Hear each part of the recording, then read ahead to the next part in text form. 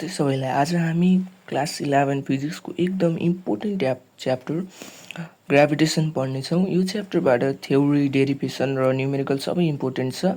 So लास्टसम्म हेरिदिनु होला। सुरुको टपिक रहेको छ न्युटन्स ल अफ ग्राभिटेसन। स्टेटमेन्टले के भन्छ हेरमै, every two bodies attract each other with a force directly proportional to product of their masses and inversely proportional to square of distance between them. युनिभर्सको हरेक अब्जेक्टले अर्को अब्जेक्टलाई एट्र्याक्ट गर्छ। यो एट्र्याक्टिभ फोर्सलाई ग्राभिटेसनल फोर्स भनिन्छ। सुरुमा ग्राभिटेसनल फोर्सको बारेमा यसो जान्दिउँ हैन। के अरे, युनिभर्सको हरेक अब्जेक्टले एउटा अब्जेक्टले अर्को अब्जेक्टलाई एट्र्याक्ट गर्ने गर्छ। त्यो एट्र्याक्टिभ फोर्सलाई नै के भन्छ, ग्राभिटेसनल फोर्स भनिन्छ।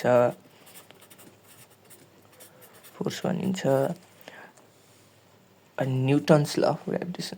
Gravitational force directly proportional to मासेसको प्रोडक्ट र इन्भर्सली प्रोपोर्सनल टु डिस्टेन्सको स्क्वायर हुन्छ। वेयर m1 m2 मासेस भइहाल्यो, r भनेको डिस्टेन्स बिट्विन सेन्टर्स, g भनेको युनिभर्सल ग्राभिटेसनल कन्सेन्ट। यसको भ्यालु कति हुन्छ, 6.67 into 10 to the power -11 nm square per KG square. यो त तपाईलाई थाहा नै छ। Important understanding, gravitational force always attractive हुन्छ है। ग्राभिटेसनल फोर्स चाहिँ जहिले नि अट्र्याक्टिभ हुन्छ।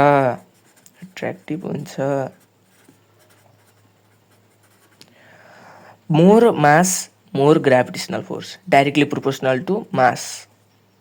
अनि more distance less force, inversely proportional to the distance. Gravity becomes weak very quickly because of रेडियसको स्क्वायर।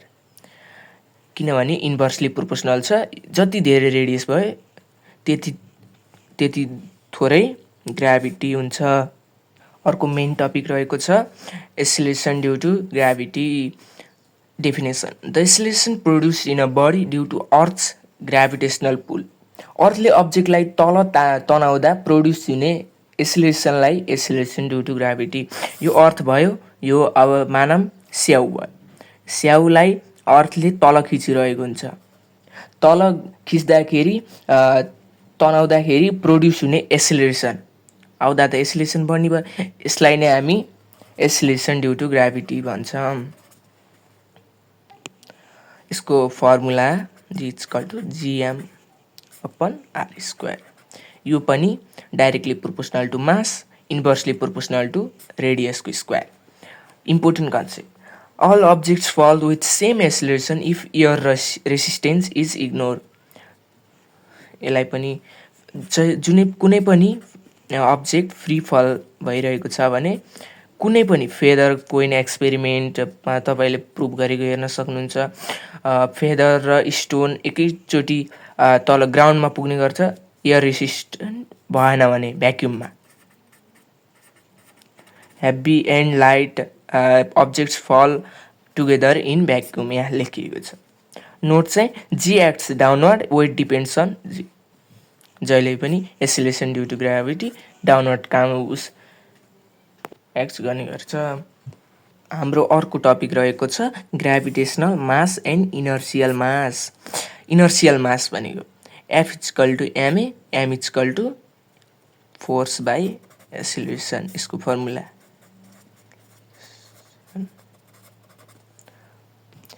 इनर्सियल मासलाई के भन्न पनि सक्छ हामीले, बडीको एक्सेलरेसन अपोज गर्ने प्रोपर्टी पनि भन्न सक्छौँ। If body has larger mass, more force needed, less acceleration produced. Example, empty cart easy to push, loaded cart difficult to push. Mass बढी भयो, हामीलाई फोर्स धेरै चाहियो। अनि loaded cart has greater inertial mass, बढी मास भएपछि बढी force चाहियो। Notes, measures resistance to acceleration, unit चाहिँ केजी भयो, स्केलर क्वान्टिटी। अर्को रहेको छ ग्राभिटेसनल मास।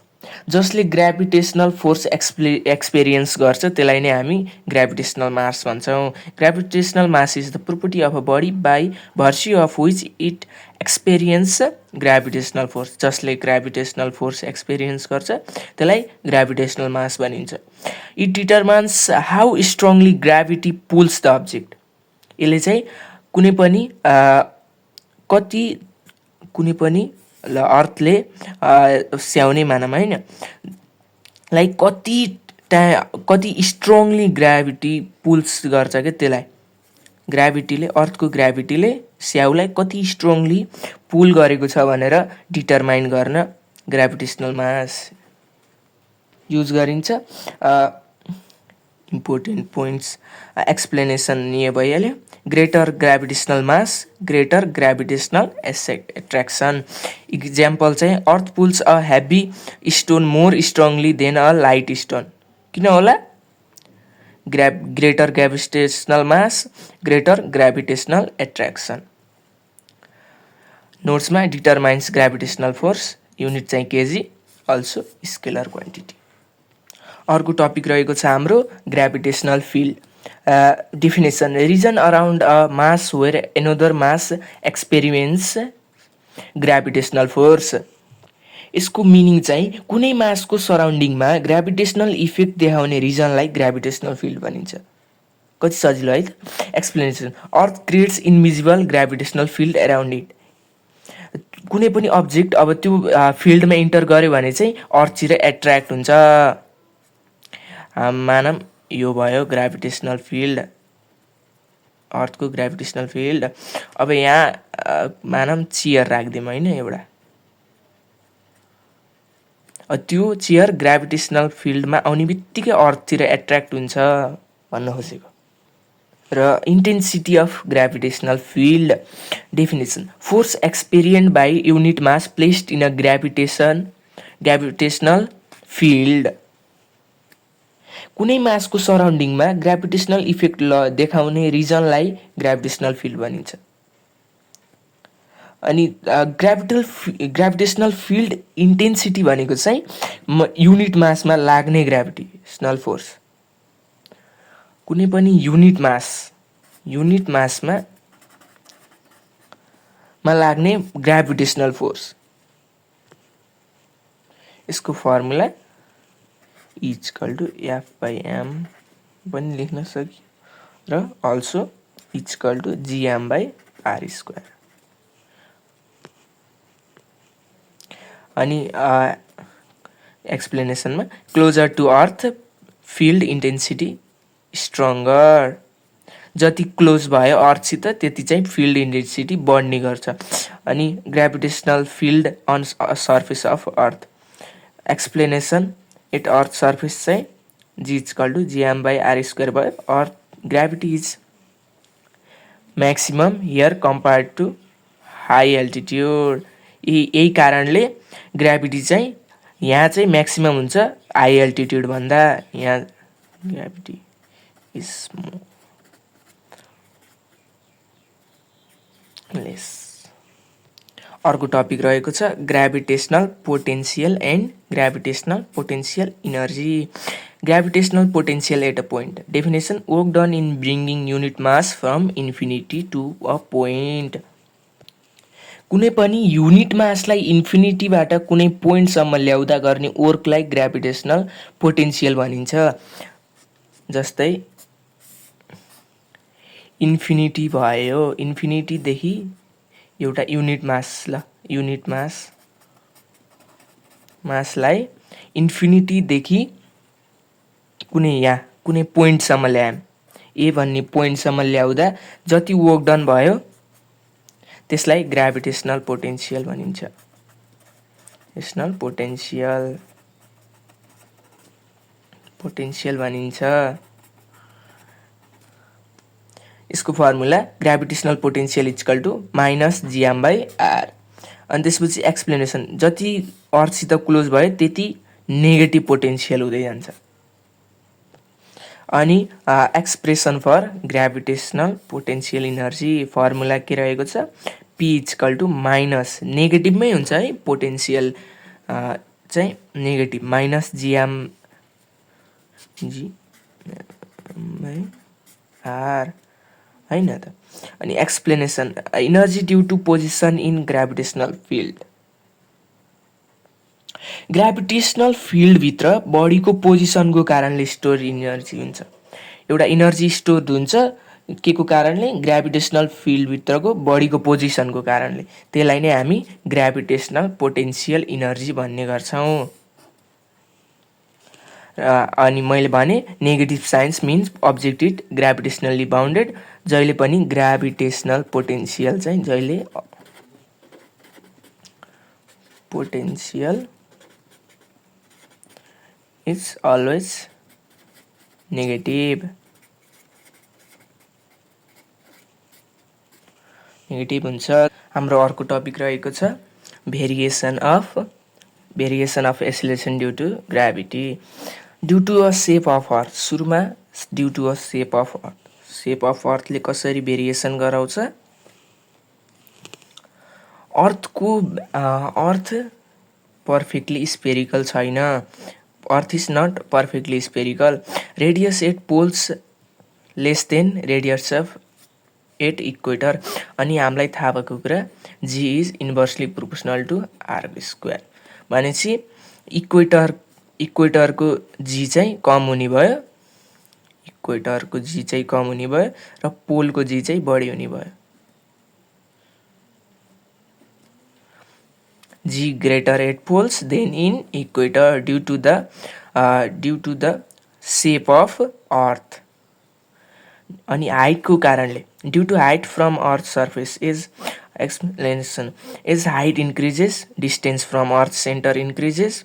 जसले गर्दा चाहिँ रेडियस इन्क्रिज हुन्छ। रेडियस इन्क्रिज भएपछि G is inversely proportional to R square. Gravity decrease हुन्छ। यसको फर्मुला यसको डेरिभेसन आउँछ, यो इम्पोर्टेन्ट छ एकदमै। -2h R. अनि त्यसपछि depth due to depth from earth surface inside earth mass below decreases gravity decreases. We know G is directly proportional to mass. So mass decrease हुँदा चाहिँ G चाहिँ decrease हुन्छ। G becomes 0 at center. सेन्टरमा जाँदाखेरि 0 हुन्छ। यसको formula GD = G1/D/R। यो पनि एकदमै इम्पोर्टेन्ट डेरिभेसन हो। डेरिभेसन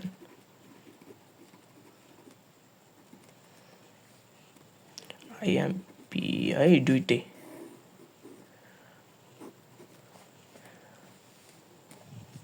ल अर्को रहेको छ earth due to the rotation of earth.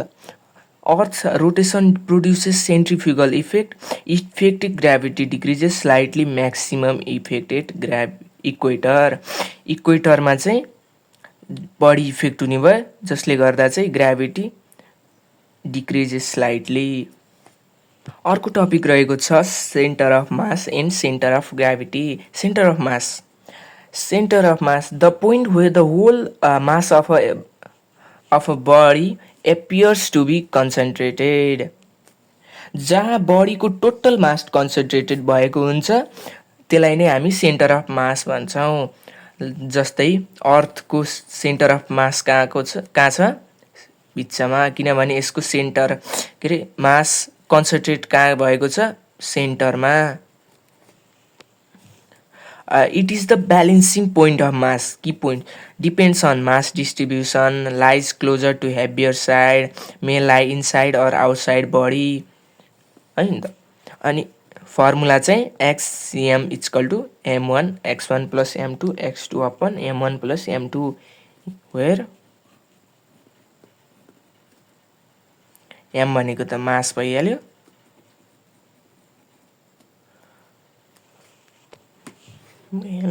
अनि अर्को छ centre of gravity the point battle through which the whole weight of a body acts. जहाँ बडीको टोटल वेट एक्ट गर्छ। Body balances at this point. Balance हुन्छ जहाँ यो पोइन्टमा चाहिँ ग्राभिटेसनल यस सेन्टर अफ ग्राभिटीमा चाहिँ बडीको वेट ब्यालेन्स हुने गर्दछ। इन युनिफर्म ग्राभिटीमा चाहिँ यिनीहरू दुईटा इक्वल हुने गर्छ। सेन्टर अफ मास र सेन्टर अफ ग्राभिटी चाहिँ युनिफर्म ग्राभिटीमा इक्वल हुने गर्दछ। हाम्रो अर्को टपिक रहेको छ motion of a satellite. Definition, motion of a satellite around earth due to gravity. प्लानेटको अराउन्ड ओर्बिटमा घुम्ने अब्जेक्टलाई सेटेलाइट भनिन्छ। जस्तै कि मुन आर्टिफिसियल सेटेलाइट भयो, man made satellite. Gravity provide centripetal force. ग्राभिटीले सेन्ट्रिपिटल फोर्स प्रोभाइड गर्छ, जसले गर्दा अर्बिटमा यिनीहरू घुम्ने रिभोल्भ गर्न सक्छन्। Satellite continuously falls but misses अर्थ। जस्तै एउटा अर्बिट बनाइदिउँ है। सेटेलाइट अर्थतिर एट्र्याक्ट हुँदै जान्छ तर स्लाइटली मिस गर्छ। के को कारणले? Motion of a satellite. Velocity of satellite v equal to √gm/r, where g भनेको त ग्राभिटेसनल कन्स्टेन्ट भइहाल्यो, m भनेको mass. 6.67 into 10⁻⁻11 nm² per kg²। Time period of satellite 2π of √r को क्युब, वेयर r भनेको रेडियस भयो, g भनेको त हामीलाई ग्राभिटेसनल कन्स्टेन्ट भन्ने थाहा नै छ, m भनेको मास भन्ने पनि थाहा नै छ। अर्बिटल भेलोसिटीको कुरा गर्दाखेरि सेटेलाइट अर्बिटमा बस्न रिक्वायर्ड भेलोसिटीलाई नै अर्बिटल भेलोसिटी भनिन्छ। भेलोसिटी अफ सेटेलाइटलाई अर्बिटल भेलोसिटी पनि भनिन्छ। अर्बिटल भेलोसिटी पनि भनिन्छ। हाम्रो अर्को टपिक रहेको छ escape velocity. Minimum velocity required to escape earth permanently. अर्थको ग्राभिटेसनल फिल्डलाई छोडेर जानको लागि एउटा मिनिमम भेलोसिटी रिक्वायर हुन्छ, जसलाई हामी एस्केप भेलोसिटी भनिन्छ। अर्थको ग्राभिटेसनल फिल्डबाट कम्प्लिटली बाहिर निस्किन रिक्वायर्ड मिनिमम भेलोसिटी मैले भर्खरै भने। अनि फर्मुला भेलोसिटी एस्केप भेलोसिटीको फर्मुला 2gr, r भनेको रेडियस भइहाल्यो, g भनेको एक्सेलरेसन ड्यू टु ग्राभिटी। अनि explanation, if an object is thrown upward with speed less than escape velocity, gravity pulls it back.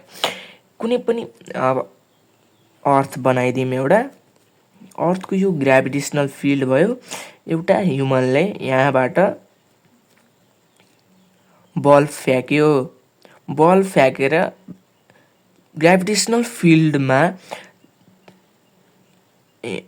नपुगी हल्का तल मात्रै पुग्यो भने त्यो फिर्ता आउने गर्दछ। अनि त्यो ग्राभिटेसनल फिल्डभन्दा बाहिर पुग्नको लागि चाहिने एस्केप भेलोसिटी भनिन्छ।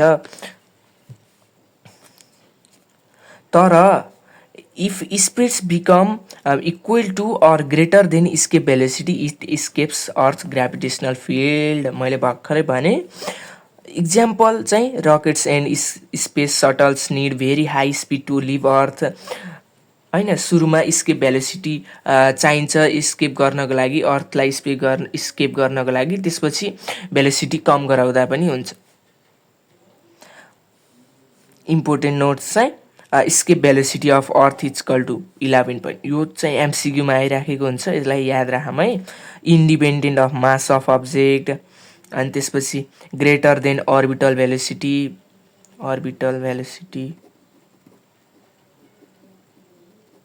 भन्दा ग्रेटर भएर मात्रै स्केप गर्न सक्छ।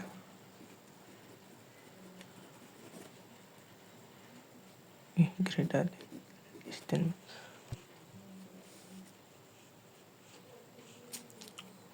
अर्को टपिक रहेको छ potential potential and kinetic energy of the satellite. Kinetic energy. Satellites move very fast around Earth, so it has kinetic energy.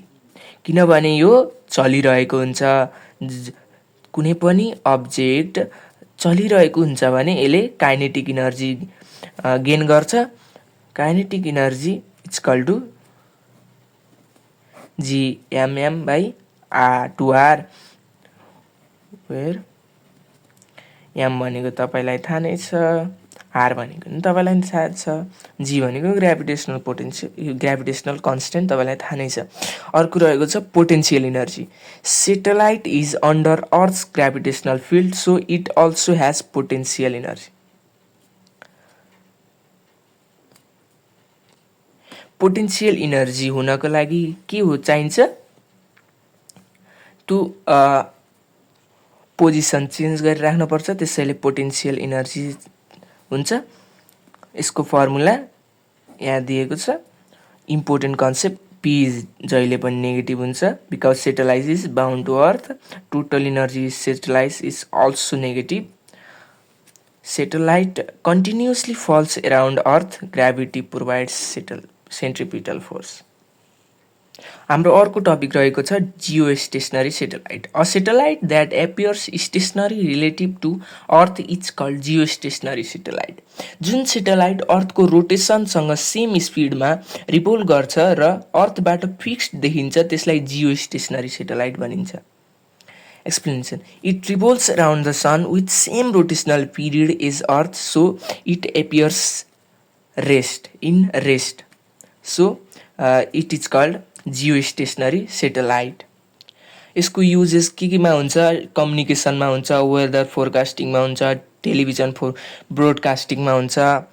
कन्डिसनहरू चाहिँ के रहेछ हेरौँ है त. मुभ्स वेस्ट टु इस्ट, जहिले पनि वेस्ट टु इस्टमा मात्र घुम्ने गर्दछ. अर्बिट एबभ इक्वेटर, अनि टाइम पिरियड चाहिँ same as earth. Uses television broadcasting, weather मैले भर्खरै भने. इम्पोर्टेन्ट नोट चाहिँ height of geostationary satellite चाहिँ कति रहेछ? 36,000 किलोमिटर. यो चाहिँ एमसिक्यूमा आउन सक्छ, सो याद राख्नु होला. अर्को टपिक रहेको छ global positioning system. GPS is a satellite-based navigation system used to determine exact location earth. Satellite use गरेर एक्ज्याक्ट लोकेसन डिटरमाइन गर्ने सिस्टमलाई GPS भनिन्छ. Explanation. Satellites send signals to receivers like mobile phones. Using those signals, GPS calculates के calculate गर्ने रहेछ? Position, speed, direction, time. कुनै पनि mobile phone, computer, laptop एसेक्ट्रामा यो GPS system लगाइएको हुन्छ, जसले गर्दा चाहिँ तपाईँको पोजिसन, स्पिड, डिरेक्सन, टाइम चाहिँ देखाउने गर्छ. यसको युजेस चाहिँ केमा युज हुन्छ हेरौँ है त. गुगल म्याप्समा युज हुन्छ, नेभिगेसनमा, अनि ट्र्याकिङ भेहिकल्स, मिलिट्री एप्लिकेसन, यस्तै कुराहरूमा बढी युज हुने गर्दछ. सो गाइस, यो थियो ग्राभिटेसन च्याप्टरको इजी वान सर्ट रिभिजन. यो च्याप्टरमा फर्मुलाज एकदम इम्पोर्टेन्ट छन्. Specially escape velocity, orbital velocity र gravitational potential energy numerical practice गर्न नबिर्सिनु होला. भिडियो हेल्पफुल लाग्यो भने लाइक, सेयर र सब्सक्राइब गर्नु होला.